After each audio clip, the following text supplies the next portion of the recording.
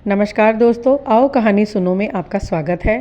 Friends, आपसे विनती है कि कृपया आप कहानी को पूरा सुनिए। अगर पूरा सुनने के बाद अच्छी लगे तो लाइक कीजिए और अगर आप मेरे चैनल पर पहली बार आए हैं तो सब्सक्राइब कर लीजिए ताकि और भी इसी तरह की मज़ेदार एंटरटेनिंग कहानियाँ मैं आपको सुना सकूँ। तो चलते हैं अपनी कहानी की तरफ। रिया को घर पहुंचने की काफ़ी जल्दी थी क्योंकि रात के 11 बज चुके थे जब वह रेलवे स्टेशन पर पहुंची।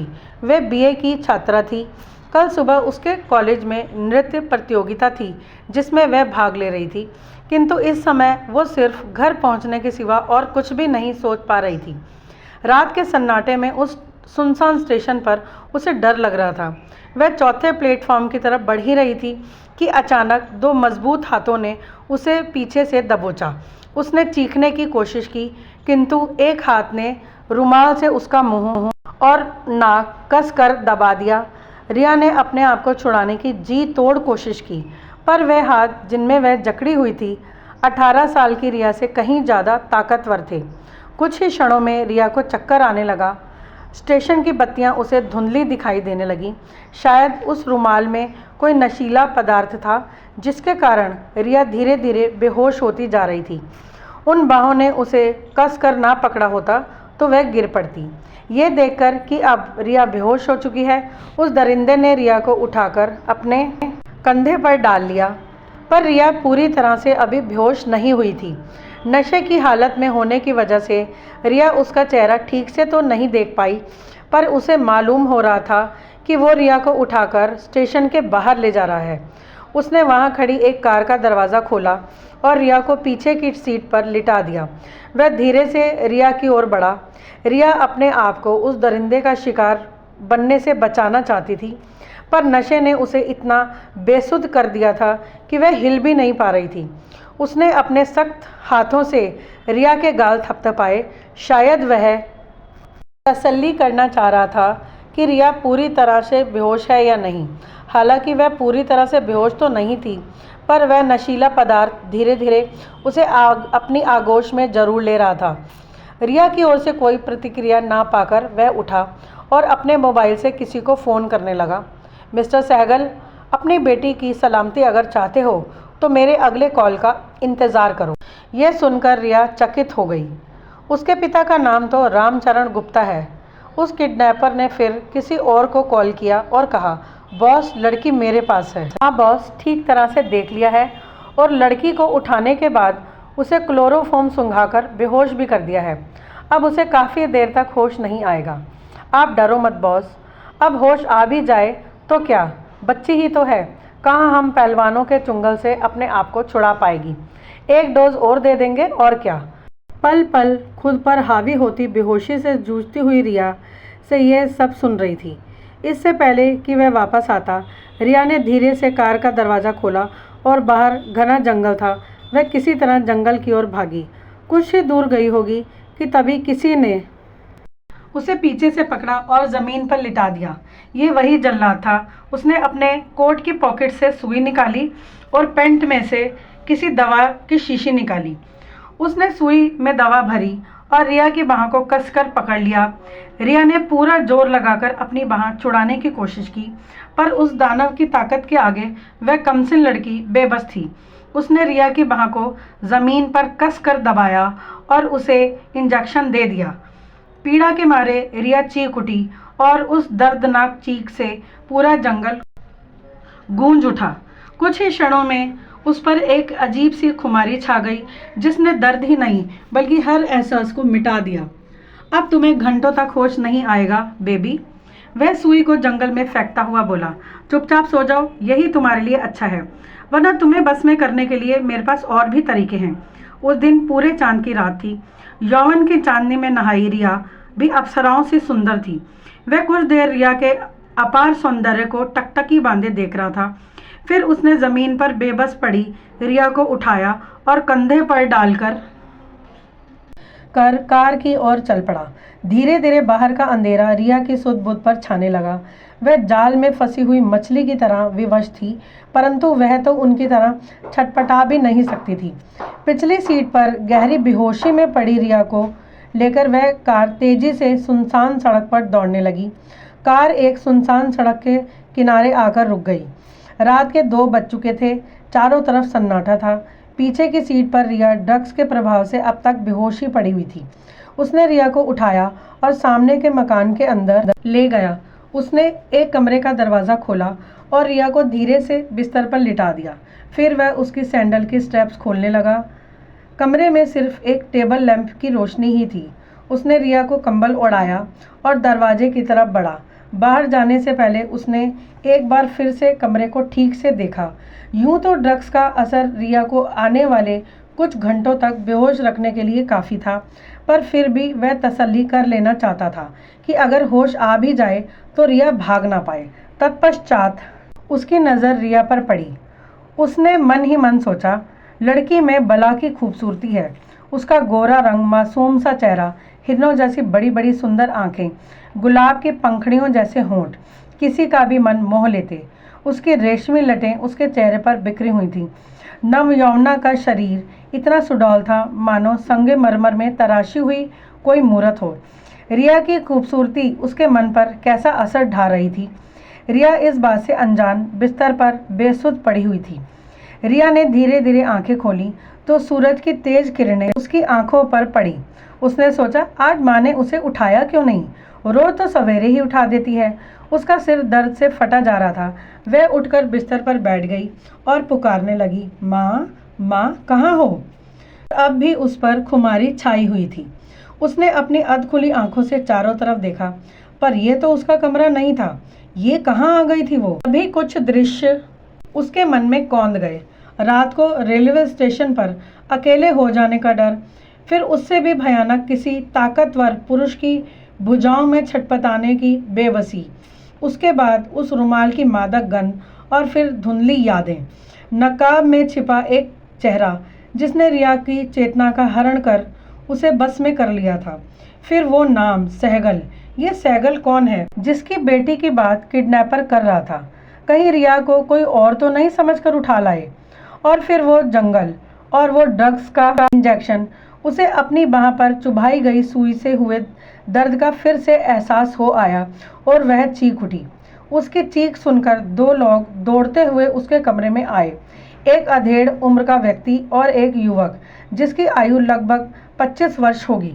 मुझे जाने दीजिए प्लीज़, मेरे माँ बाबा परेशान हो रहे होंगे। मेरी माँ दिल की मरीज़ है, उन्हें कुछ हो जाएगा। रिया हाथ जोड़कर उनसे विनती करने लगी। पहले तेरा वो बिजनेसमैन बाप सहगल तो आ जाए, फिर छोड़ देंगे। देखिए, आपसे कोई गलती हुई है। मेरे बाबा का नाम तो रामचरण गुप्ता है। मेरे माँ और बाबा दोनों कॉलेज में प्रोफेसर हैं। हमसे कोई गलती नहीं हुई है, अधेड़ उम्र के आदमी ने खिड़की की ओर बढ़ते हुए कहा। युवक का ध्यान भी उसी की ओर था और कमरे का दरवाज़ा खुला हुआ था। रिया ने सोचा, अच्छा मौका है, और वो वहाँ से भाग गई। रोहित, उसे रोको, अधेड़ उम्र के आदमी ने युवक से कहा। रोहित बिजली की तेजी से दौड़ा और लपक कर रिया को पकड़ लिया। रिया को एहसास हुआ कि ये वही बाएं हैं जिन्होंने उसे कल रात स्टेशन पर दबोचा था। वह रिया को उठाकर कमरे की ओर ले जाने लगा। रिया ने बहुत हाथ पैर मारे पर उसके चुंगल से खुद को छुड़ा ना पाई। रिया ने सोचा, आखिर ईश्वर ने औरत को मर्द से इतना कमज़ोर बनाया ही किस लिए है? ताकि वो आसानी से उसके अत्याचारों का शिकार बन सके। क्या यही मर्दानगी है कि अपनी ताकत के बल पर वो एक कमज़ोर लड़की के साथ मनमानी हरकतें कर सके? ये कैसा इंसाफ है भगवान। उसने रिया को बिस्तर पर ज़ोर से पकड़ लिया और उसके बॉस ने रिया के हाथ पैर बांध दिए। रस्सियों में जकड़ी हुई रिया अपने आप को छुड़ाने की लगातार कोशिश कर रही थी। इसे बेहोशी का इंजेक्शन दे दो, और सुनो, कुछ दिनों तक ये ऐसे ही भागने की कोशिश भी करती रहेगी। इसलिए इसके खाने पीने की चीज़ों में थोड़ी मात्रा में ड्रग्स मिलाते रहना। हल्की बेहोशी में रहे तो अच्छा है, पर डोज का ख्याल रखना। बच्ची है, भूल से भी बहुत ज़्यादा मात्रा में डोज ना दे देना। और हर रात नींद का इंजेक्शन देना बिल्कुल भी मत भूलना। बॉस धीमी आवाज़ में रोहित को बोले। जी बॉस। उनके जाने के बाद रोहित इंजेक्शन में दवा भरने लगा। देखो, मुझे जाने दो, नहीं तो मैं चिल्ला चिल्लाकर लोगों को इकट्ठा कर लूँगी, रिया ने उसे धमकाया। चिल्लाओ, यहाँ दूर दूर तक तुम्हें सुनने वाला कोई भी नहीं है, और फिर थोड़ी देर बाद तुम चिल्लाने की हालत में रहोगी भी नहीं। यही कहकर रोहित ने रिया को ड्रग्स का इंजेक्शन दे दिया। कुछ ही पल में छटपटाती रिया को बेहोशी ने अपनी आगोश में लेकर शांत कर दिया। रिया के साथ हुई झड़प में रिया के टॉप का कुछ बटन खुल गए थे। उसने अपना जैकेट उतारा और रिया को पहना दिया। कमरे से बाहर जाने से पहले उसने एक बार फिर से रिया की तरफ पलटकर देखा। उसके मुंह से अपने आप ही शब्द निकल पड़े, स्लीपिंग ब्यूटी। रिया ने एक झटके से आंखें खोली, जैसे किसी बुरे सपने से जाग गई हो। वह जैसे ही उठी, उसने देखा कि उसके फटे हुए टॉप पर रोहित का जैकेट उसके सम्मान की रक्षा कर रहा था। उसने उस जैकेट को कसकर अपनी ओर खींचा, जैसे कि वो उसका सुरक्षा कवच हो। अचानक रोहित का चेहरा उसकी आंखों के सामने आ गया। देखने में तो रोहित आकर्षक था, कद काठी भी सुंदर और सुडौल थी, दिल का भी अच्छा था। उसकी आंखों में रिया ने कभी भी हवस नहीं देखी थी। रिया जाने कितनी देर उसकी कार में बेहोश पड़ी थी, फिर भी उसने रिया के साथ कोई गलत हरकत नहीं की। आत्मरक्षा तो दूर की बात है, ड्रग्स के नशे में उसे कुछ पता भी ना चलता। फिर भी रोहित ने उसके उस हालत का फायदा नहीं उठाया। रोहित से अपने आप को आज़ाद करने के लिए उसने रोहित को कितनी चोटें पहुंचाई, उसे मारा, नाखून चुभाए और यहाँ तक कि उसे काटा भी, जिससे उसका हाथ लहूलुहान हो गया। पर उसने कभी भी रिया पर हाथ नहीं उठाया। वह सोच में पड़ गई कि अगर रोहित इतना अच्छा है तो फिर जुर्म के रास्ते पर क्यों चल रहा है। शायद उसकी कोई मजबूरी होगी। इतने में रोहित आ गया। खाना खा लो। रोहित ने थाली आगे कर दी। देखिए, आप लोग मुझे कोई और ही समझ रहे हैं, मैं आपसे सच कह रही हूँ। मैं बताता हूँ कि सच क्या है। बॉस ने कहा, तुम उमानाथ सहगल की बेटी हो। रामचरण सहगल का मैनेजर था। सहगल ने धोखे से रोहित के पिता अनंत राम वर्मा की कंपनी छीन ली। वर्मा और मैं घनिष्ठ मित्र थे। कहीं वर्मा उसकी इकलौती बेटी को कोई नुकसान ना पहुंचाए, इस डर से उसने 6 माह की रिया को रामचरण के हवाले कर दिया। रामचरण की पत्नी को दिल की बीमारी थी और इस कारण वह कभी भी मां नहीं बन सकती थी। रिया को देखकर रामचरण का मन डोल गया। उसने सहगल से कह दिया कि वर्मा के भेजे गुंडों ने बच्ची को मार डाला। सहगल भी इसे सच मानने लगा। सहगल सिंगापुर गया हुआ है। जब वो वापस आ जाएगा तो उसे यहाँ हमारे पास अपनी बेटी के लिए आना ही होगा और उसे रोहित को वह सब लौटाना होगा जिस पर उसका हक है। रिया यह सब सुनकर दंग रह गई। उसे समझ ही नहीं आ रहा था कि वह इस बात पर यकीन करे या नहीं। रिया को अक्सर आधी बेहोशी की हालत में ही रखा जाता था। उसके खाने पीने की चीज़ों में हल्की सी बेहोशी की दवा मिला देते थे वो लोग, जिसकी वजह से रिया बोध और बेहोशी के बीच झूलती रहती थी। हर रात रोहित उसे नींद का इंजेक्शन दे देता था, उसे अगली सुबह तक बेसुध रखता था। उसे उन लोगों ने किसी वीरान टापू पर रखा हुआ था, पर वे रिया पर कोई अत्याचार नहीं करते थे, बल्कि उसका अच्छे से ख्याल भी रखते थे। उनकी दुश्मनी तो सिर्फ सहगल से थी। आज सुबह जैसे ही कल रात के इंजेक्शन का असर समाप्त हुआ, रिया ने धीरे से आंखें खोली। उसने रोहित और उसके बॉस के कदमों की आहट सुन ली।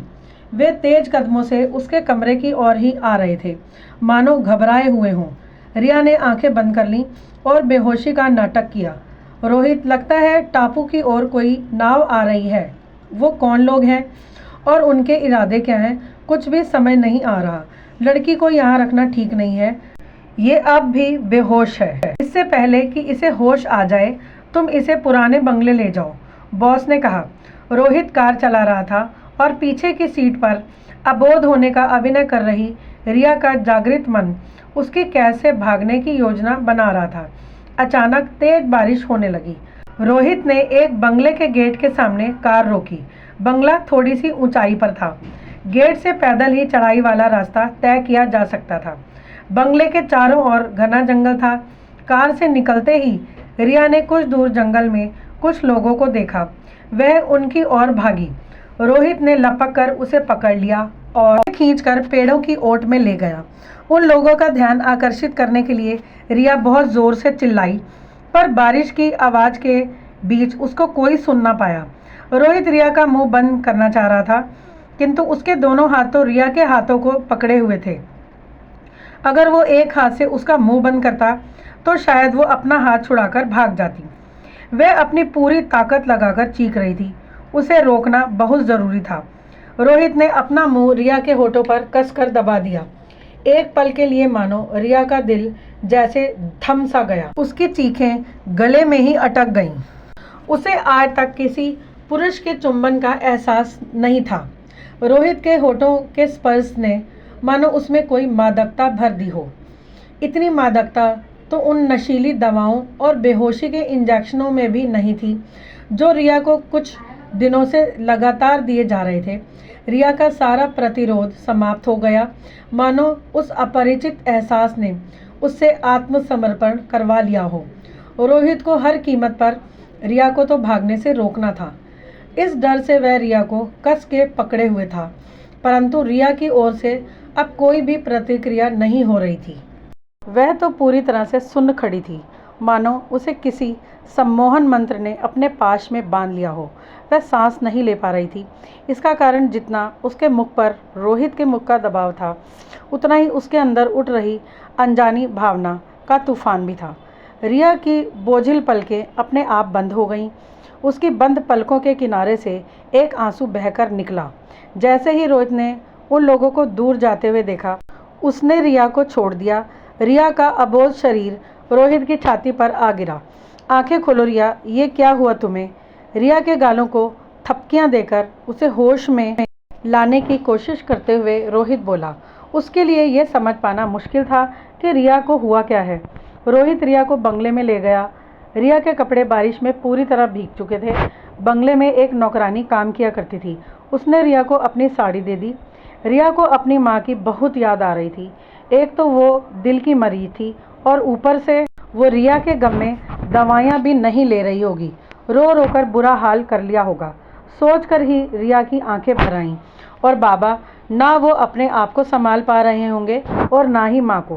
काश यह सैगल नाम का ग्रहण उनके हंसते खेलते परिवार पर ना पड़ता। रिया ने लंबी सांस ली और ठान लिया कि बस बहुत हो गया, आज रात उसे यहाँ से निकलना ही है।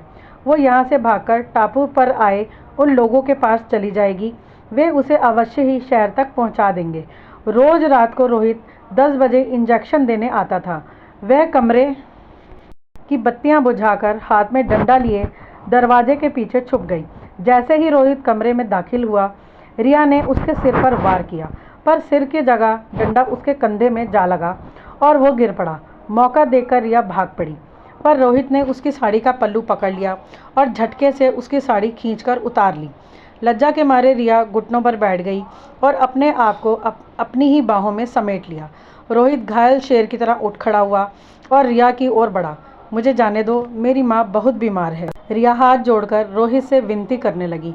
तू है तो उसी सहगल की बेटी ना, उसकी तरह धोखेबाजी निकली। मैं नहीं जानती इन दो परिवारों में क्या बैर है। मैंने तो सिर्फ अपनी माँ का प्यार देखा है। मेरे बिना मेरी माँ का रो रो कर बुरा हाल हो रहा होगा। कभी सोचा है तेरे बाप की धोखाधड़ी ने मेरे परिवार का क्या हाल किया है? मेरे बाबा तिल तिल कर कर मर गए। उनके जाने के बाद लोगों ने मेरी माँ को बाजार में खड़ा कर बोलियां लगाना शुरू कर दिया। इस अपमान के दुख में मेरी माँ ने भी आत्महत्या कर ली। अब इन सब का बदला मैं तुमसे लूँगा। यह कहकर वह खूंखार दरिंदे की तरह रिया पर टूट पड़ा। मैंने तुम्हारा क्या बिगाड़ा है? मुझे छोड़ दो। अपनी नग्नता को छुपाने का विफल प्रयास करती हुई रिया रोहित के आगे गिड़गिड़ाई, पर रोहित पर तो जैसे नफरत का भूत सवार हो गया। उसे ना तो रिया का दर्द नजर आ रहा था, ना ही उसकी करुण विलाप उसके कानों में पड़ रहा था। रोहित उसके शरीर को जितनी चोट पहुंचा रहा था, उससे कहीं ज़्यादा अधिक पीड़ा उसकी आत्मा को दे रहा था। रिया सिवाय रोने और चिल्लाने के कुछ नहीं कर पा रही थी और रोहित अपने बल और पौरुष के अहंकार में रिया के जीवन, भविष्य और सपनों को बड़ी निर्दयता से रौंदता जा रहा था। रोहित का प्रतिशोध की ज्वाला में रिया का सब कुछ जलकर स्वाहा हो रहा था। महज 18 वर्ष की अल्प आयु का उसका शरीर रोहित के अत्याचारों को अब और ज़्यादा सहन करने की अवस्था में नहीं था। धीरे धीरे बेहोश होते हुए रिया यही सोच रही थी कि पुरुष अपने प्रतिकार का युद्ध लड़ने के लिए रणभूमि स्त्री का शरीर ही क्यों बनाता है। बाहर निरंतर हो रही बरसात पूरे जंगल को भिगो रही थी और रोहित रिया को अपनी वासना की वृष्टि में कभी बीच बीच में बाहर बारिश रुक भी जाती और इधर रिया को होश आ जाता। दीवार पर टंगी घड़ी उसे अवगत कराती कि वो पिछले 48 घंटों से निरंतर रोहित का शिकार बनी हुई है। अब वो अपनी माँ के पास जाने का विचार भी छोड़ चुकी थी। क्या मुँह लेकर जाती उनके पास? उस पर दाग जो लग चुका था। अब उसकी एक ही इच्छा थी कि रोहित की कामाग्नि शांत हो तो साथ ही उसकी जीवन ज्योति भी बुझ जाए। अब उसे कभी होश ही ना आए, परंतु वह आंखें बंद करती तो उसे रोहित की हैवानियत सपने में भी दिखाई देती और जब उसे होश आता तो वह उसे यथार्थ में वैसी ही यातनाएं दे रहा होता। टूटी हुई माला सा बिखरा हुआ उसका सम्मान और कुचले हुए फूल जैसा उसका नग्न शरीर रोहित को अपनी ओर बढ़ते देखकर कांप उठते। रिया एकदम सुन्न हो चुकी थी। उस हादसे के बाद तो जैसे ना उसे कुछ दिखाई देता था ना ही सुनाई। बस उसकी आती जाती सांसें उसे यह एहसास दिलाती कि वह जीवित है। रिया बहुत ही चुलबुले स्वभाव की लड़की हुआ करती थी। हर समय बस हंसना, बोलना, नाचना, गाना और हो हल्ला करना, जैसे कि कॉलेज की लड़कियां अक्सर करती हैं। उसके भी यही शौक हुआ करते थे। अब तो बस वह चुपचाप बैठी दूर कहीं एक टकटकी बांधे देखती रहती। कब सुबह से शाम हो जाती उसे पता ही ना चलता। बंगले की नौकरानी ही उसका ख्याल रखती थी। अब भागने का भी प्रयास करना तो दूर की बात है, उसे तो कमरे से बाहर निकलने से भी अब डर लगता था। उसे दिन में बेहोश रखने के लिए दी जाने वाली दवाएं भी अब बंद कर दी गई थीं। अब उसकी ज़रूरत ही नहीं बची थी। उस हादसे ने उसे बदहवास तो पहले ही कर रखा था। रिया पर उन लोगों ने पहरा भी अब कम कर दिया था। वह पूरी तरह से टूट चुकी थी। अब तो उसके मुंह से आवाज़ भी नहीं निकलती थी। पर जैसे ही रात होती चारों तरफ का अंधेरा उसे डसने को आता। उसे वही मनहूस काली रात याद आती जिसने उसके जीवन को ही एक अभिशाप बना दिया था। वासना के वो घिनौने दृश्य एक बार फिर उसके सामने जीवित हो उठते। वो हवस का पुजारी बलपूर्वक उसे निर्वस्त्र कर रहा था और वह अपनी लाज का इतना क्रूर हरण होते हुए देख विवश होकर रोने के अलावा कुछ नहीं कर पा रही थी। उसके नग्न शरीर पर एक पुरुष का अनचाहा स्पर्श यूं प्रतीत होता था जैसे मानो उसी बिजली के कई तेज झटके एक साथ लग रहे हों।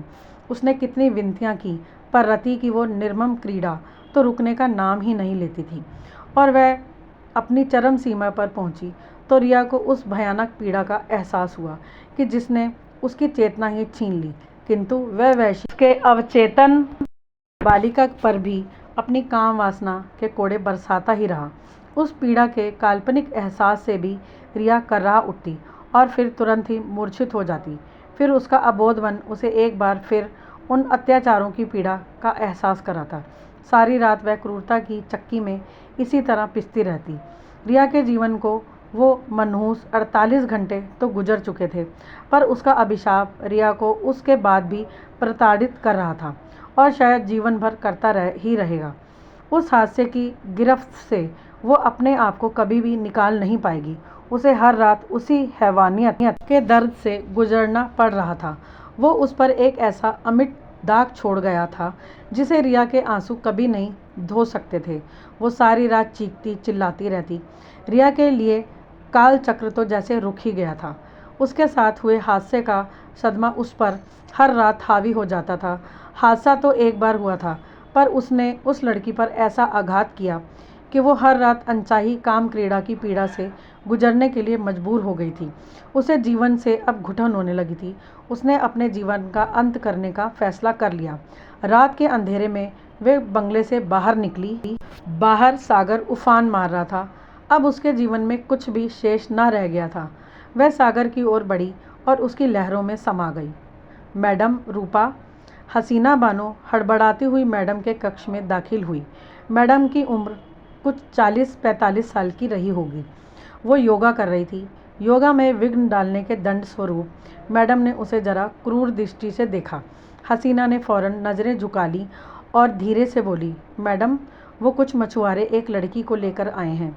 फिर कुछ मिनट बाद हिचकिचाते हुए बोली, लड़की की हालत कुछ ठीक नहीं लगती। देखकर ऐसा लगता है मानो किसी नीच की वासना की चक्की में पिसकर अधमरी हो गई है।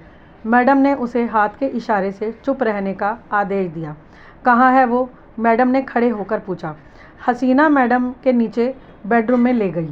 आलीशान कक्ष के बीचों बीच एक बड़ा सा पलंग था जिस पर रिया बेहोश पड़ी हुई थी।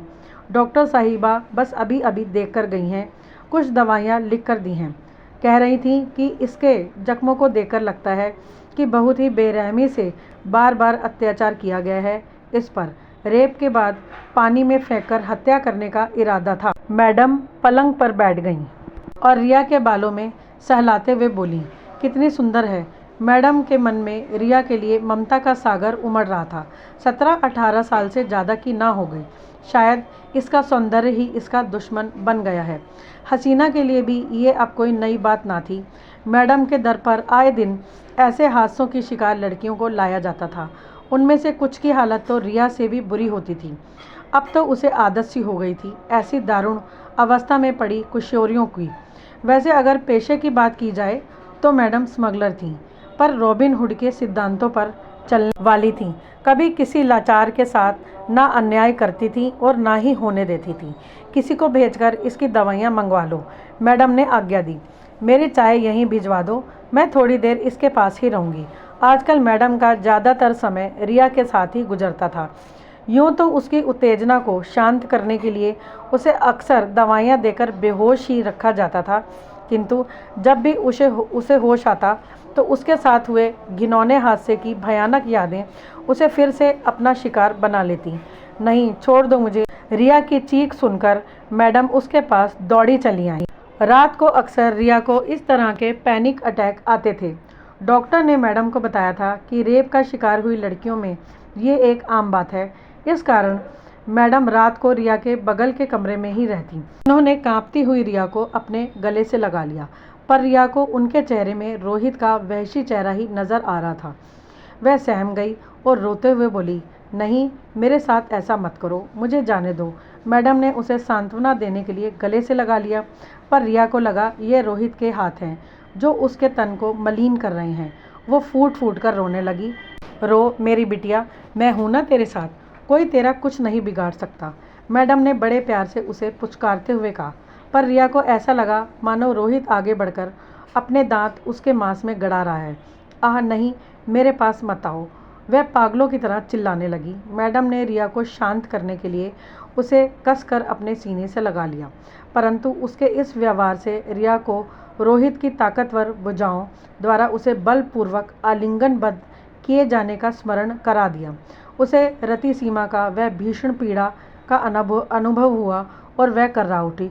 कुछ क्षण पश्चात वो बेहोश होकर मैडम की गोद में ही गिर गई। मैडम ने उसे धीरे से पलंग पर लिटा दिया और उसके बिखरे बालों को संवारने लगी। उसके माथे से पसीना पोंछा और फिर लाइट बंद करके सोने चली गई। यह सिलसिला लगभग हर रात चलता, किंतु मैडम बड़े ही स्नेह और धैर्य के साथ रिया की देखरेख करती रहीं। फिर एक सुबह जब रिया उठी तो मुझे क्यों बचाया, बिलखते हुए बोली, अब मेरे जीवन का कोई अर्थ नहीं है। ईश्वर की दी हुई इस अनमोल भेंट का इस तरह से अपमान नहीं करते। मैडम ने उसे प्यार से समझाया। एक राक्षस ने मेरे जीवन को तबाह कर दिया है। मेरी उम्मीदें, मेरे सपने, सबको मेरी आबरू के साथ ही तहस नहस कर दिया गया है। अब मैं जीकर क्या करूँगी? किसी और के कुकर्मों की सज़ा अपने आप को क्यों दे रही हो रिया? इसलिए क्योंकि मैंने अपना सम्मान खो दिया है। अब मैं इस समाज को क्या मुँह दिखाऊंगी? मेरे माँ बाबा पर मैं अब एक कलंक बन गई हूँ। अब मुझे नहीं जीना। क्यों रिया, जो हुआ उसमें तुम्हारा क्या कसूर? तुमने जानबूझकर कुछ गलत तो नहीं किया।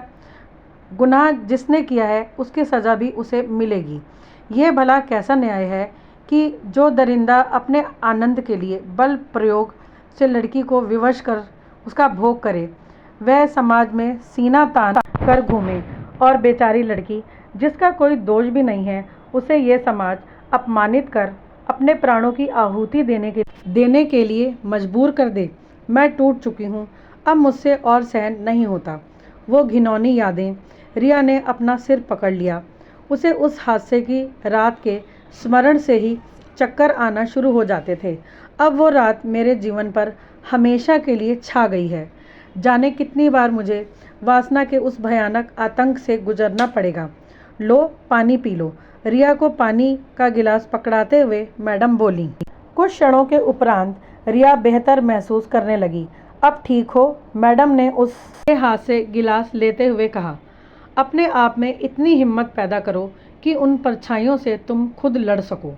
स्त्री कोई उपभोग की वस्तु नहीं है कि कोई भी हैवान आए और अपनी प्यास बुझाकर चूसी हुई गुठली की तरह उसका अस्तित्व ही मिटाकर चला जाए। हमें कोई भी कभी भी नहीं तोड़ सकता जब तक कि हम स्वयं हार न मान लें। नारी को शक्ति का स्वरूप माना गया है, परंतु हम स्वयं अपने आप को कमज़ोर मान लेती हैं। उसका एक कारण शायद यह है कि पुरुष का शारीरिक बल स्त्री से अधिक है। शायद यही डर हमें अपने आप को कमज़ोर मानने पर विवश कर देता है। पर ऐसा नहीं है रिया, यह सिर्फ हमारा वहम है। आपके लिए यह कहना आसान है क्योंकि आपको उस तकलीफ़ का आभास ही नहीं है जिससे मैं गुजर चुकी हूँ। ऐसा तुमसे किसने कहा? मेरे साथ जो हुआ वो तो कहीं ज़्यादा भयानक था। तुम्हें पीड़ा देने वाला तो केवल एक था ना? मेरा भोग तो ना जाने कितनों ने किया है। तुम्हें तो अपने कष्टों से केवल 2 दिन में ही मुक्ति मिल गई, पर मुझ पर हुई यातनाओं का सफ़र तो काफ़ी लंबा चला। रिया ने अचंभित होकर मैडम की ओर देखा। उसे समझ ही नहीं आ रहा था कि आखिर मैडम क्या कह रही है। मैडम ने उसकी अवस्था को भांप लिया और अपनी आप बीती सुनाने लगी। मेरे पिता एक गरीब किसान थे। हमारे गांव में हर महीने शहर से एक व्यापारी आता था। मेरे पिता ने उससे बहुत सारा कर्जा लिया था। जब वह कर्ज चुका ना पाए तो उस व्यापारी ने मुझसे शादी करने का प्रस्ताव रखा। मैं उस समय केवल 16 साल की थी, पर उसकी बात मानने के अलावा मेरे परिवार के पास कोई और रास्ता ना था। मुझसे विवाह करके वो मुझे शहर में ले आया, पर उसकी मंशा कुछ और ही थी। वह हनीमून के बहाने मुझे शहर के एक 5 स्टार होटल में ले गया। रात को उसने मुझसे किसी बड़े आदमी के पास जाकर उसे खुश करने के लिए कहा और मैंने मना कर दिया। इस पर उसने मुझे मार मार कर अधमरा कर दिया। मैं फर्श पर पड़ी दर्द से कर्रा रही थी। फिर उसने मुझे उठाया और पानी पिलाया, पर उसने पानी में कुछ नशे की गोलियां मिलाई हुई थीं। मुझे चक्कर आने लगा। वह मुझे उठाकर अपने क्लाइंट के कमरे में छोड़ कर चला गया। एक धुंधला सा चेहरा मेरी ओर बढ़ा। मुझे डर लग रहा था, पर नशे की गोलियों ने मुझे सुन्न कर दिया था। मैं ना चीख सकती थी, ना अपना बचाव ही कर सकती थी। धीरे धीरे बेसुध होता मेरा तन उसके हाथों में खिलौना बनकर रह गया, जिसके साथ वह मनचाही काम क्रीड़ा कर सकता था। अगले दिन होश आया तो मुझे एक असहनीय पीड़ा का एहसास हुआ, साथ ही अपनी नग्नता का बोध भी हुआ। वह मुझे यूं ही फेंक कर चला गया था, जैसे कोई मांस को चूस कर उसके अवशिष्ट फेंक देता है। उस दिन मैं बहुत रोई, पर यह तो सिर्फ शुरुआत थी। वह मुझे दिन भर एक फ्लैट में कैद रखता, रात को शराब के नशे में धुत होकर आता और मेरे साथ मारपीट करता। फिर मेरे मुंह में ज़बरदस्ती नशे की दवाई की शीशी उड़ेल देता। उसके साथ एक स्त्री भी आया करती थी। वह मेरा मेकअप करती और ऐसे वस्त्र पहनाती जो तन ढकने से ज़्यादा उजागर करते थे। फिर या तो वो मुझे कहीं बाहर ले जाता या किसी को फ्लैट में ही बुला लेता। कभी एक व्यक्ति तो कभी पूरा गिरोह मेरे तन से अपनी प्यास बुझाता। एक दिन इसी तरह ड्रग्स देकर वो लोग मुझे राका सेठ के बंगले पर ले गए। मेरी हालत देखकर वो समझ गए कि मुझे यहाँ ज़बरदस्ती लाया गया है। वे मेरे होश में आने का इंतज़ार करने लगे। अगले दिन सुबह मुझे उस कठिन पीड़ा का एहसास ना हुआ जो अक्सर होता था। बिस्तर से उठी तो राका सेठ सामने ही खड़े थे। मेरे तन पर नाम मात्र के कपड़े ही थे। मैं अपनी बाहों में सिकुड़ने लगी तो उन्होंने अपना गाउन मुझे पहना दिया।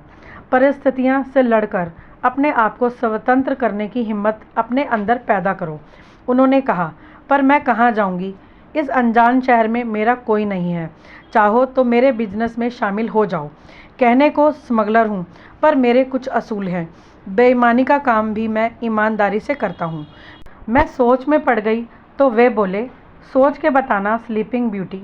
मैडम के कहे वो 2 शब्द रिया के मन में बिजली की तरह कौंध गए।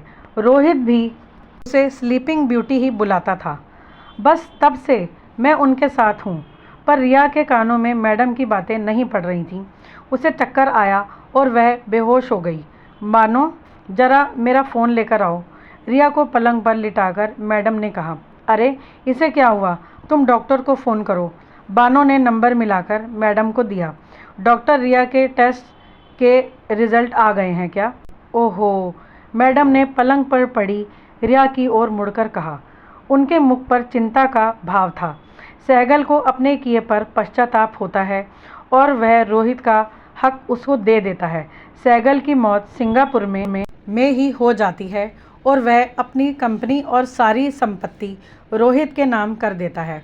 पिछले 10 सालों में रोहित के अथक परिश्रम ने सहगल की कंपनी को सफलता के शिखर पर पहुंचा दिया। असीम दौलत और शोहरत के स्वामी था अब वह। एक दिन वह अपनी विदेशी कार में ऑफिस के लिए निकला। उसकी कार ट्रैफिक सिग्नल पर रुक गई। उसने कार की खिड़की से बाहर देखा। सड़क पर दोनों ओर पैदल चलने वालों की भीड़ थी। अचानक भीड़ में उसे एक चेहरा नजर आया जो उसे बहुत जाना पहचाना लगा। फिर अगले ही पल वह भीड़ में कहीं गुम हो गया। रोहित कार से उतरकर उस ओर दौड़ा, पर वहाँ कोई भी नहीं था। देर रात तक वह घर पहुँचा तो तब तक थककर चूर हो चुका था। जल्दी से नहाकर उसने अपना गाउन पहना और बिस्तर पर लेटते ही उसकी आंख लग गई। सिरहाने रखे फ़ोन की आवाज़ ने उसे जगा दिया। रात के 2 बज चुके थे। उसने रिसीवर उठाया और ऊँघते हुए कहा, हेलो, मेरे साथ ऐसा मत करो, मुझे जाने दो। फ़ोन पर एक लड़की का करुण विलाप ने उसकी नींद उड़ा दी। हेलो हेलो, कौन है? फिर फ़ोन कट कर दिया। रोहित सोच में पड़ गया। क्या वह कोई रॉन्ग नंबर था या किसकी शरारत? बहुत कोशिश करने पर भी उसे नींद ना आई। वह बगीचे में जाकर बैठ गया। तभी सन्नाटे को चीरता हुआ वही रुदन उसे सुनाई दिया। नहीं, मेरे पास मत आना। रोहित दौड़ कर गया और अपनी पिस्तौल ले आया। उसने चारों तरफ देखा पर कोई नहीं था। गेट के पास वाली दीवार के पास उसे एक टेप रिकॉर्डर और टेप मिला। उसने फौरन अपने सिक्योरिटी चीफ अनुराग सेन को फ़ोन किया। अनुराग रोहित का घनिष्ठ मित्र भी था। तुम चिंता मत करो, मेरे एजेंट्स कल शाम तक सब पता कर लेंगे।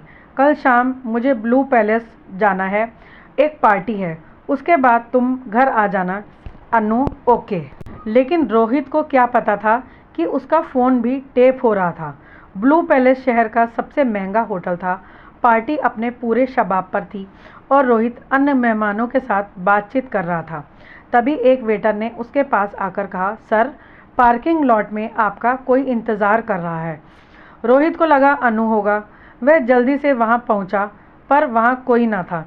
तभी किसी ने पीछे से उस पर वार किया। वह मुंह के बल ज़मीन पर गिर गया। इसके पहले कि वह उठ पाता, किसी ने पीछे से अपनी गिरफ्त में ले लिया और कपड़े से उसका मुंह बंद कर दिया।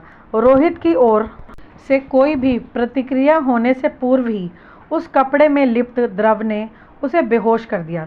किंतु इस हड़बड़ी में भी रोहित का ध्यान इस ओर अवश्य गया कि वो हाथ अत्यंत कोमल थे। रोहित को जब होश आया तब उसने अपने आप को कुर्सी से बंधा हुआ पाया। कमरे में हल्की सी रोशनी थी। उस धुंधली सी रोशनी में उसने देखा कि कमरे में कई लोग उस पर निगरानी रखे हुए थे।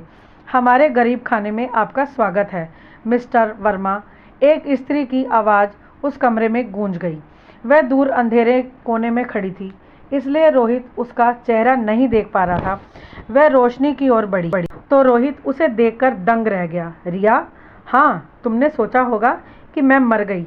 नहीं, मैं जिंदा हूँ, तुम्हें तुम्हारे कर्मों की सज़ा देने के लिए। वो बिजली की तारें देख रहे हो, वो तुम्हें करंट के झटके देंगी ताकि तुम्हें यह एहसास हो कि अनचाहा स्पर्श एक लड़की को कितनी पीड़ा देता है, ठीक उसी तरह जैसे तुमने मुझे दिया था। तुम्हें मुझे जो सज़ा देनी है दे दो, पर उससे पहले मेरी एक बात भी सुन लो। मैं मानता हूँ कि मेरा तरीका गलत था, पर मेरा इरादा गलत नहीं था। मुझे तुमसे प्यार हो गया था उस दिन से जिस दिन मैंने तुम्हें उस सुनसान स्टेशन से पहली बार अगवा किया था। तुम मेरी कैद से भाग जाना चाहती थी और मैं तुम्हें अपने से अलग नहीं होने देना चाहता था। तुम्हारे प्रति मेरे प्रेम ने मुझे स्वार्थी बना दिया था। तुम्हें हमेशा के लिए अपने साथ से जोड़ लेना की लालसा ने मुझे वो सब करवाया। मैं आज तक तुम्हारी ही तलाश कर रहा था, इसी कारण से आज तक मैंने शादी भी नहीं की। वाह, क्या बात है, प्यार। रिया के चेहरे पर एक क्रूर हंसी फैल गई।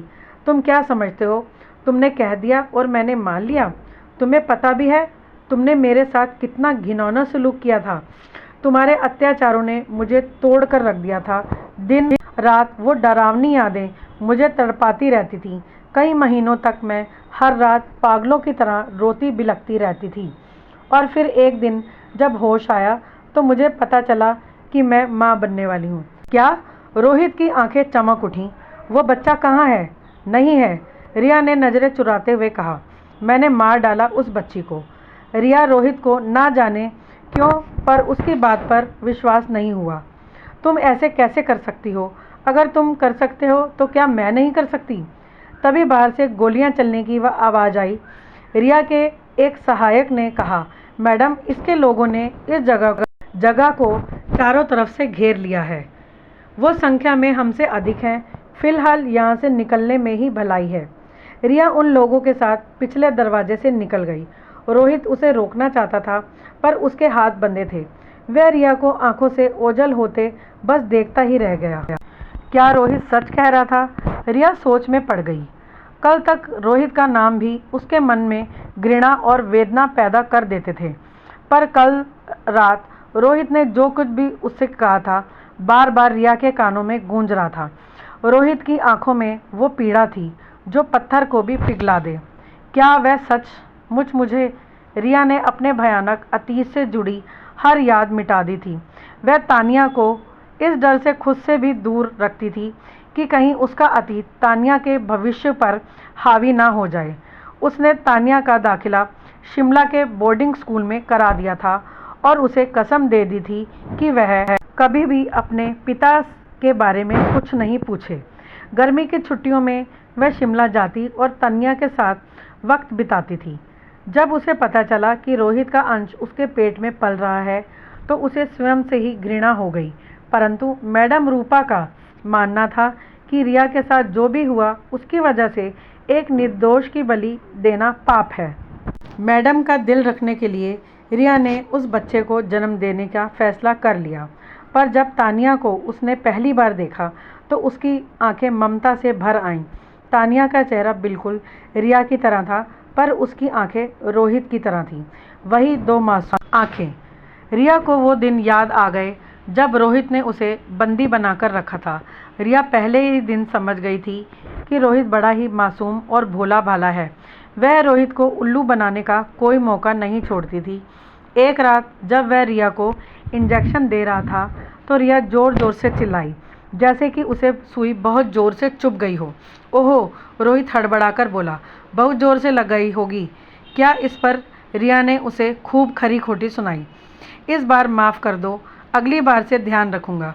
रोहित को बड़ी ही दीनता से क्षमा याचना करते देख नटखट रिया मन ही मन मुस्कुराई। रोहित वहीं कुर्सी लेकर बैठ गया और उसकी बाँह सहलाने लगा। थोड़ी देर में रिया को नींद आ गई। अगले दिन सुबह जब रिया की आँख खुली तो देखा रोहित कुर्सी पर उसकी बाँह अपने हाथ में लिए ही सोया हुआ है। शायद भोलू राम सारी रात मेरी बाँह को ही मलते रह गए होंगे, रिया ने मन ही मन सोचा और उसे हंसी आ गई। तभी शरारत का कीड़ा फिर उसके दिमाग में कुलबुलाया। वह जोर से चीखी और रोहित हड़बड़ाकर नींद से जागा। तुम मेरे कमरे में क्या कर रहे हो? रिया ने उसे घूरते हुए पूछा। मुझे बेहोश करके मेरा फ़ायदा उठाने की सोच रहे थे? मैं ऐसा नहीं हूँ। रिया का आरोपण सुन रोहित डर के मारे हकलाने लगा। वो तो मैं तुम्हारी बाह में दर्द हो रहा था इसलिए रहने दो। मैं खूब समझती हूँ, एक बार यहाँ से निकल जाऊँ फिर तुम्हें हवालात की सैर ना खिलवाई तो मेरा नाम भी रिया नहीं, भलाई का तो कोई ज़माना ही नहीं रहा। कहता हुआ रोहित अपनी जान बचाकर रिया के कमरे से भागा। उसकी मासूमियत पर रिया हंसते हंसते लोटपोट हो गई थी। कहने को रोहित उसे बंदी बनाकर लाया पर मेहमान की तरह उसकी सेवा भी करता है, कभी कोई कष्ट नहीं होने देता। रिया अक्सर ये सोचकर ही मन मुस्कुराती थी कि ऐसा किडनैपर तो चिराग लेकर भी ढूंढने से नहीं मिलेगा। उम्र में वो रिया से बड़ा ज़रूर था पर रिया उसे अपनी उंगलियों पर नचा रही थी। धीरे धीरे रोहित से दोस्ती सी हो गई थी उसकी। एक दिन जब रोहित उसके हाथ पीछे बांध रहा था तो उसकी चुनरी उसके कंधे से सरक कर ज़मीन पर गिर गई। रोहित ने चुनरी उठाकर उसे दी और कहा, पहन लो इसे। कैसे? मेरे हाथ तो बंधे हैं, तुम ही पहना दो। रोहित का चेहरा शर्म से लाल हो गया। उसने आंखें बंद करके चुनरी पहनाई और भाग खड़ा हुआ। उसी शाम रिया ने उसे बॉस से कहते हुए सुना, उस लड़की की देख रेख के लिए किसी और औरत को रख लो। नहीं, किसी और पर मैं भरोसा नहीं कर सकता। हालांकि बॉस को भी पता था कि रिया की वजह से रोहित क्या क्या पापड़ बेलने पड़ते हैं। फिर भी वे बोले, तुम्हें उससे इतनी तकलीफ़ क्यों है? बच्ची ही तो है, कोई खूंखार शेरनी तो नहीं। क्या बताऊं बॉस, उसके आगे तो खूंखार शेरनी भी बच्ची ही है। यह सुनकर बॉस खिलखिलाकर हंस पड़े और रिया को भी हंसी आ गई। पुरानी बातें याद करते करते अचानक उसे अपनी वो दर्दनाक चीखें सुनाई देने लगीं और उसके चेहरे का रंग उतर गया। वह सोच में पड़ गई, ऐसे सीधे और सच्चे रोहित को उस रात क्या हो गया था। उस दिन टापू पर कुछ लोगों को देखा गया था। क्या रोहित सचमुच डर गया था कि कोई रिया को उससे अलग कर देगा? वरना रोहित ने तो कभी उसके साथ कोई गलत हरकत करी ही नहीं थी। हर रात उसे बेहोश रखा जाता था, तो ऐसी हालत में वो आसानी से उस पर काबू भी पा सकता था। फिर उस रात ऐसा क्या हुआ जिसने रोहित को दरिंदा ही बना दिया? शायद उसने ही रोहित के कुछ पुराने जख्मों को ताज़ा कर दिया था, उन तारों को छेड़ दिया था जो रोहित को बहुत पीड़ा देते थे। रिया को वो दिन याद आ गया जब रोहित उसे पुराने बंगले में ले आया था। बंगले के पास जंगल में कुछ लोगों को देखकर उसका ध्यान खींचने के लिए वह चिल्ला रही थी और रोहित ने उसका मुंह बंद रखने के लिए उसे रोहित के होठों का वो ऊष्मल स्पर्श याद आया और उसका दिल तेज़ी से धड़कने लगा। उसने अपने आप से पूछा, लड़ते झगड़ते क्या रोहित सचमुच उससे प्यार कर बैठा था? मैडम रूपा की गैंग के लोग थे वो। अनुराग रोहित को उस पर हमला करने वालों के बारे में जानकारी दे रहा था। हमें सही समय पर उसके ठिकाने का पता लग गया, इसलिए हमने सही समय पर आकर तुम्हें बचा लिया। काश तुम नहीं आते। क्या? मुझे रिया से बहुत कुछ कहना था। बहुत खतरनाक लोग हैं वो, ज़रा संभल कर ही रहना। रिया उस गैंग में कैसे पहुंच गई ये तो नहीं पता। मैडम रूपा के कई रूप हैं। एक रूप समाज सेविका का भी है, वो बेसहारा औरतों के लिए आश्रम चलाती है जिसकी देख रेख रिया करती है। दूसरा रूप बिजनेस वुमन का भी है जिसका हीरो का कारोबार है, पर उसकी आड़ में हीरो की तस्करी होती है। यही मैडम का असली रूप है। रिया पर अब नज़र रखो और ऐसा मौका ढूंढो जब वो अकेली मिल जाए। मुझे उससे हर हाल में मिलना है और पता करो कि उसकी। रोहित कहते कहते रुक गया और फिर एक लंबी सांस भरकर बोला, हमारी बेटी कहाँ है? पर उसने तो कहा है कि उसने ऑपरेशन करवा लिया था। ये झूठ है, रोहित ने पूरे विश्वास के साथ कहा। पर यह तुम कैसे कह सकते हो? उसने कहा कि उसने बच्ची को मार डाला। उसे कैसे पता कि बेटी ही थी? वो झूठ बोल रही है। मैं रिया को अच्छी तरह से जानता हूँ। तुम्हें तो बताया था ना मैंने कि 10 साल पहले उसे किडनैप किया था मैंने। एक बार मेरे चुंगल से भागने के लिए उसने मेरे हाथ पर ज़ोर से काटा। मेरा हाथ खून से लहूलुहान हो गया। ये देखकर उसकी आंखें भर आईं और उसने अपने रुमाल से मेरे हाथ पर पट्टी बांधी थी। ऐसी रिया अपने बच्चे को ही नहीं मार सकती। पर अब वह काफ़ी बदल चुकी है। मैडम रूपा की संगत का असर लगता है। चाहे वो कितनी भी बदल जाए, मेरे लिए वो वही पुरानी रिया ही रहेगी। मेरी रिया। रोहित को पुरानी बातें याद आ गईं और उसने आंखें बंद कर ली, मानो यादों को कैद कर लेना चाहता हो। कुछ देर बाद वह बोला, मुझे उससे मिलना ही है। मैडम रूपा का गिरोह उसे हर वक्त कड़ी सुरक्षा देता है। उनको चकमा देकर रिया को निकालना आसान ना होगा। मुझे उससे हर हाल में मिलना ही है। अनु, रोहित ने ठंडी आह भरकर कहा, चाहे इसके लिए उसे फिर से किडनैप ही क्यों ना करना पड़े। मैडम रूपा के जन्मदिन की पार्टी का आयोजन एक आलीशान क्रूज़ पर किया गया था। क्रूज़ का पार्टी हॉल मेहमानों से खचाखच भरा हुआ था। रिया लाल रंग का गाउन पहने, बालों में जूड़ा बनाए, मेहमानों के लाए हुए तोहफों को समेट कर रख रही थी। लाल रंग उस पर खूब जच रहा था और वह उस रेशमी गाउन में आसमान से उतरी हुई अप्सरा जैसी लग रही थी। वेटरों की एक लंबी फौज मेहमानों की खातिरदारी में लगी हुई थी। मैडम रूपा ने एक वेटर से सॉफ्ट ड्रिंक का एक गिलास लिया और उसमें कुछ गोलियां मिला दीं। फिर वो उस गिलास को लेकर रिया के पास पहुंची। रिया, मैडम ने बड़े प्यार से पुकारा, तुमने तो कुछ लिया ही नहीं, लो ये सॉफ्ट ड्रिंक ले लो। माँ समान मैडम के आग्रह को रिया ठुकरा नहीं सकती थी और उसने गिलास उसके हाथों से मुस्कुराते हुए ले लिया। दोनों अपने अपने गिलास की चुस्कियाँ लेते हुए इधर उधर की बातें करने लगीं। कुछ देर बाद रिया वॉशरूम की ओर निकल पड़ी। वह देख मैडम ने अपना फ़ोन निकालकर नंबर मिलाया और कहा, उसके ड्रिंक में नशे की गोलियां मिला दी हैं, थोड़ी देर में ही बेहोश हो जाएगी, आकर ले जाओ उसे, अब वो तुम्हारी है। रिया जहाज के एक सुनसान गलियारे से गुजर रही थी कि किसी ने पीछे से उसका मुंह बंद कर दिया और उसे दूसरी तरफ खींचने लगा। रिया ने उसे झटक कर अलग कर दिया और अपनी गाउन में छिपा चाकू निकाल लिया। मैडम रूपा के साथ रहकर उसने आत्मरक्षा के सारे तरीके सीख रखे थे, पर तभी हमलावर ने अपने चेहरे से नकाब हटाया। रोहित। रिया रोहित को देखकर दंग रह गई। अगले ही पल उसकी ड्रिंक में मिलाई गई गोलियों ने अपना असर दिखाना शुरू कर दिया और वह लड़खड़ाने लगी। रोहित ने उसकी कमर में हाथ डालकर अपनी बाहों में उसे थाम लिया। रिया अपनी बोझिल पलकों को खुला रखने का भरसक प्रयास कर रही थी। रोहित ने रिया के जूड़े में लगा क्लिप निकाल लिया और बालों को खोल दिया। रिया के कुछ बाल बिखर कर उसकी गर्दन पर आ गए। रिया के बालों की खुशबू ने रोहित को मदहोश कर दिया। रोहित ने रिया की गर्दन पर बिखरे बालों को हटा दिया। उसकी गोरी सुराहीदार गर्दन का स्पर्श उसके सिल्क के गाउन से भी नरम था। रिया की तेज सांसों के साथ साथ उठता गिरता उसका वक्ष ऐसा लगता था मानो सागर की उठती गिरती लहरें हों।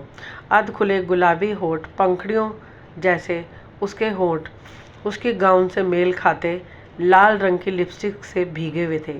रोहित ने उन्हें अपने होठों की आगोश में ले लिया और रिया को कसकर आलिंगनबद्ध कर लिया। रिया के बेहोश होते ही उसके हाथ से उसके चाकू की पकड़ भी ढीली पड़ गई और वह फर्श पर गिर गया। रोहित ने रिया को गोद में उठा लिया और क्रूज से सटकर खड़ी अपनी यॉट पर ले गया। उसे बिस्तर पर लिटा कर रोहित ने उसके दाएं कान में बाली उतारी और वहां जोर से अपने दांत गड़ा दिए। पिछले 10 साल अपने आप को मुझसे दूर रखने की सज़ा है ये रिया बेबी। फिर उसने रिया का हाथ अपने हाथ में लिया और उसके हाथ को चूमते हुए कहा, आई लव यू रिया। रिया को जब होश आया तो उसे यह एहसास हुआ कि वह रोहित के शिकंजे में फंस चुकी है। वह सोच में पड़ गई कि आखिर रोहित उसे कहाँ ले जा रहा था। कहीं वो फिर से रिया के शरीर को अपनी काम वासना को तृप्त तो नहीं करना चाहता था। यह विचार मन में आते ही रिया की रूह कांप गई। उसके सामने वर्षों पहले घटे वो भयानक दृश्य एक बार फिर तांडव करने लगे। वासना में अंधा होकर बड़ी निर्दयता से उसकी लज्जा का हरण करता हुआ रोहित, उसका वो अनचाहा स्पर्श जो रिया को अथाह पीड़ा दे रहा था, अपनी नग्नता को ढकने का हर वो प्रयास जो रोहित विफल कर देता, उस विवशता और पीड़ा से निकलते उसके आंसू और चीखें।